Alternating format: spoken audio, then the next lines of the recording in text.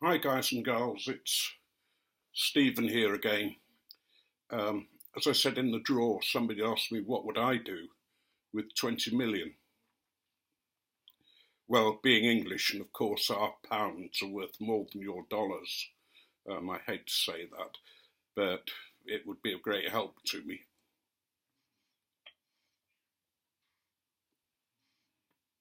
You may win in other things, but I, Englishmen, hold on to their money. Well, when I asked the question, I really thought about it, partly because money can be sometimes in a bit of a short supply, and I often dream what I would do if I had enough, or more than enough. And it probably wouldn't be good for me anyway. But however, if I won 20 million, I'd put some money in trust for the children. Now, they're in their sort of middle years, really.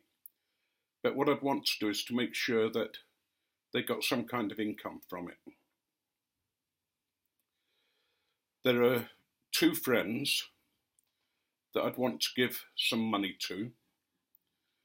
Mike, who has been a good friend, and his partner, David, before he died, was one of my best friends, a great guy.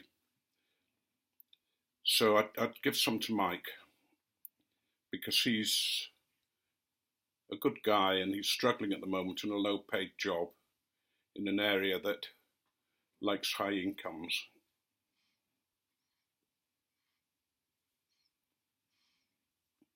The other guy I'd give some money to is a guy called Joe. He's an American citizen who lives in this country, and I'd give him enough so that if he wanted to, he could return to his homeland and spend his days in peace, if he wanted to, or to stay here, whichever.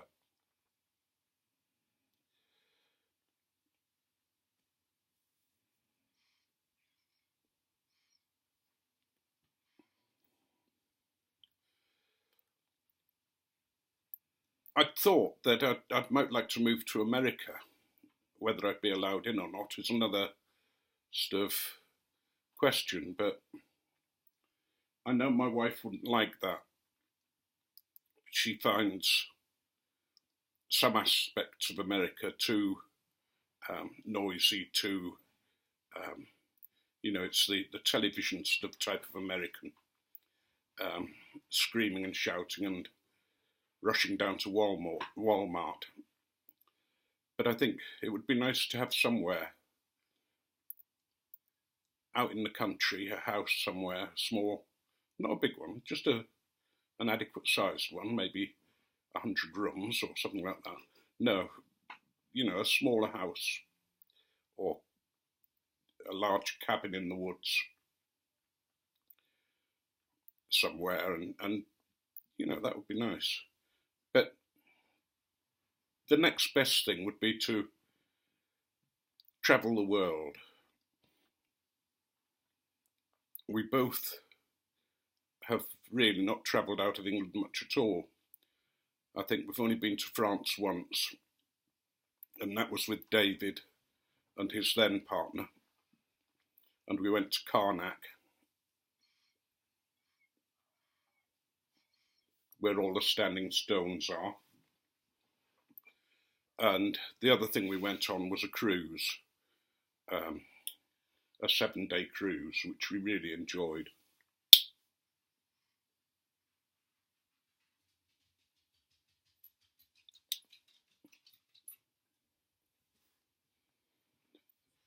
But I know that would be hard for Carolyn.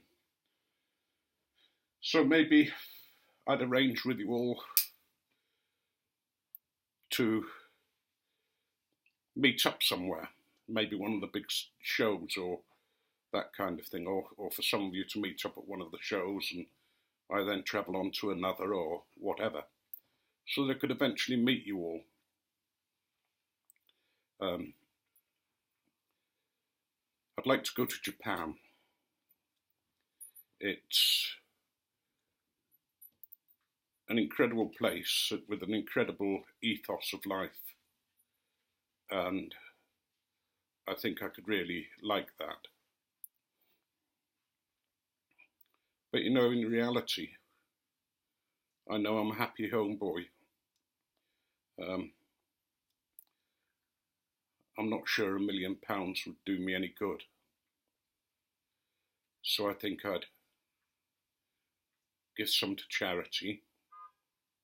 She's a lovely girl, Charity. Hello, the wife's giving me a funny look.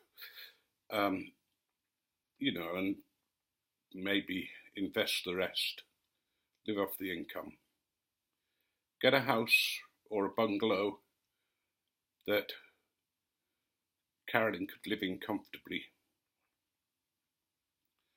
And, you know, we could have a gardener and a chauffeur and those kind of things, just to make life comfortable. And I think that's about it. I'm not very good at sort of thinking what I would do really with a lot of money, because we've never had it.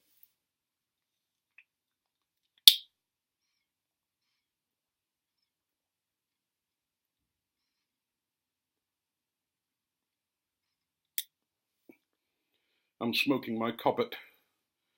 And in it I've got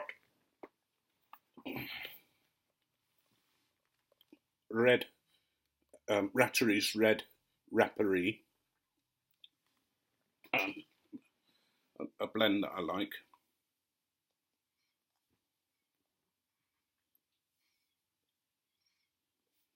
And I'll end with a little story. It's not that funny, but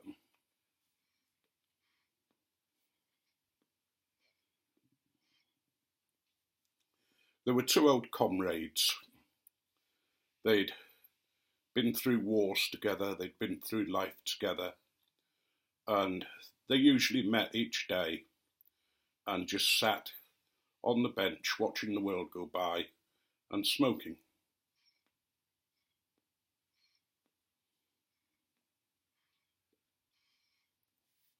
And they'd put the world to rights.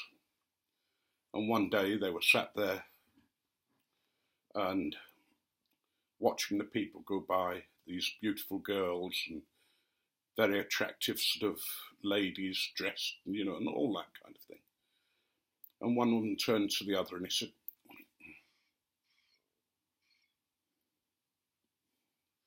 "Harry, what was that stuff they gave us in the war to stop us, you know, getting too frisky?"